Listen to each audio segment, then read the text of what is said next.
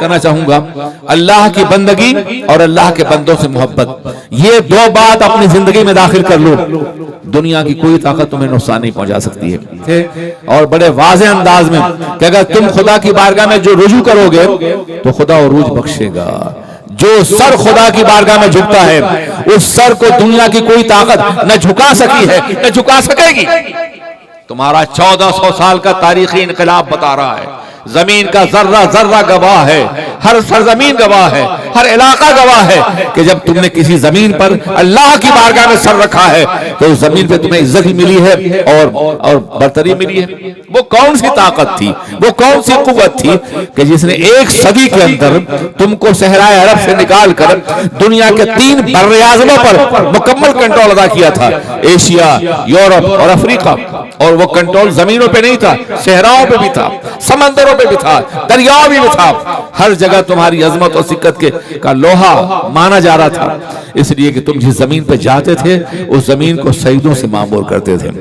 تمہارا سر جھکانا اللہ کی بارگاہ میں اتنا محبوب تھا کہ اس نے تمہیں سر بلند کر دیا تھا۔ آج تمہاری رسوائی اور ذلت کا سبب یہ نہیں ہے کہ دنیا تمہاری دشمن ہے، تم خود اپنے دشمن ہو، اس لیے کہ تم نے خدا کی بارگاہ میں سر جھکانا چھوڑ دیا ہے اور اس کی رحمت نے تمہیں چھوڑ دیا ہے۔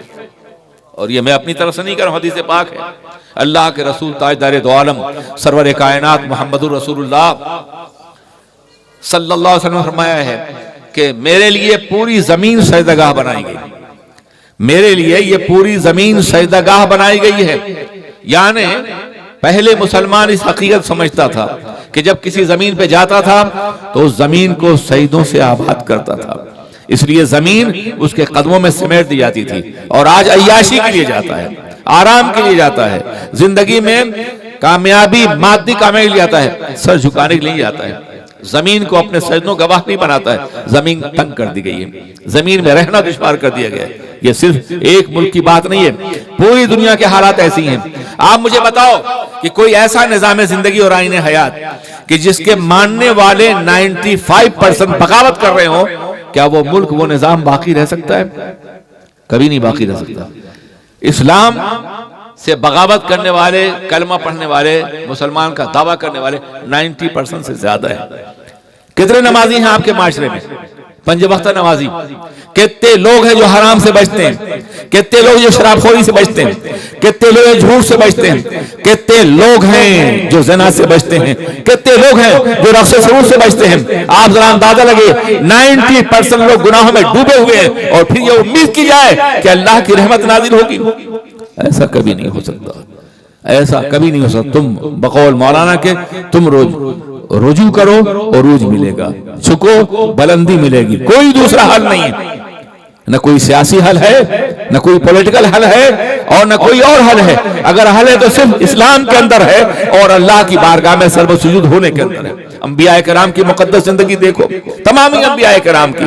ایک اللہ کے نبی مصیبتوں مبتلا ہوتے ہیں تو یہ کہتے ہیں رب انی مسنی الضر وانت ارحم الراحمین، اے اللہ تکلیفوں نے مجھے گھیر لیا ہے، تو رحم فرمانے والا ہے۔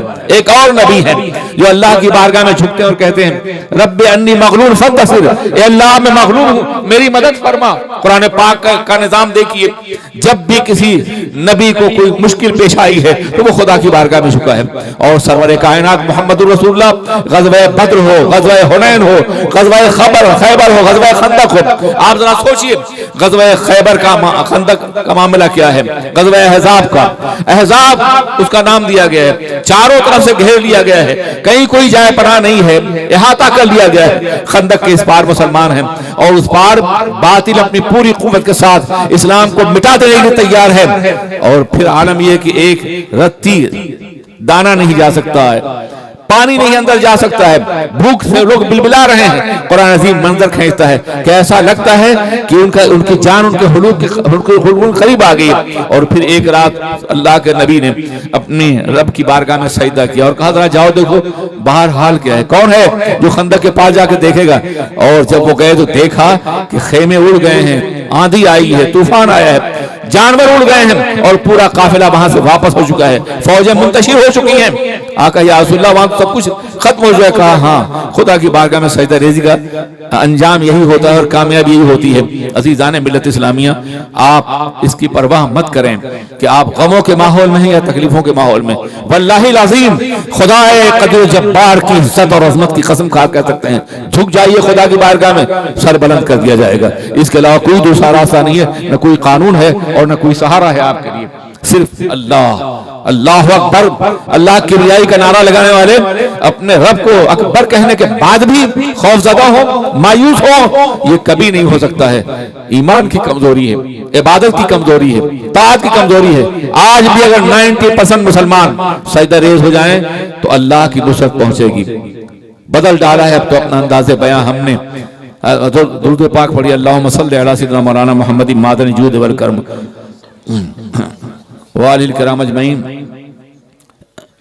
نظام مصطفیٰ کو چھوڑنا ہے وجہ بربادی، اسی سے قوم دنیا میں ہوئی بے اقتدار اپنی، ہمیں کرنی ہے شاہنشاہ بتا کی رضا جوئی، وہ اپنے ہو گئے تو رحمت پروردگار اپنی۔ ایک آخری حدیث فرمائے، مجھے معلوم ہے کہ ابھی سفر کرنا ہے اور بہت تھوڑا وقت رہ گیا ہے۔ میرے عزیز ساتھیو، ذرا سوچیے، اللہ کے رسول فرماتے آقائد و جہاں صلی اللہ علیہ وسلم فرماتے ہیں، من ترک الصلاۃ متعمدا فقط بریت منہ ذمۃ اللہ، حدیث پاک ہے، جس نے نماز کو قصداً چھوڑا، جان بوجھ کر کے نماز چھوڑا، اللہ اس سے اپنی مہربانی کا ہاتھ اٹھا لیتا ہے، اسے آزاد کر دیتا ہے، چھوڑ دیتا ہے، جو چاہے مارے، جو چاہے سزا دے، جو چاہے بے آبرو کرے، جو چاہے بے عزت کرے، اس لیے کہ جو اللہ کے در سے پھرتا ہے کوئی اور ٹھکانہ اسے نہیں ملتا ہے۔ یہ حدیث پاک ہے کہ جو اللہ کی عبادت سے اپنے سر کو ہٹا لیتا ہے، نماز قصداً چھوڑتا ہے، اللہ اسے زمانے کے حوالے کر دیتا ہے۔ بس ایک کام کر لیجئے، برائیوں سے بچیے، نماز کی پابند کیجئے اور اللہ سے دعا کیجئے، انشاءاللہ کامیابی آپ کا مقدر ہوگی۔ السلام علیکم ورحمۃ اللہ وبرکاتہ۔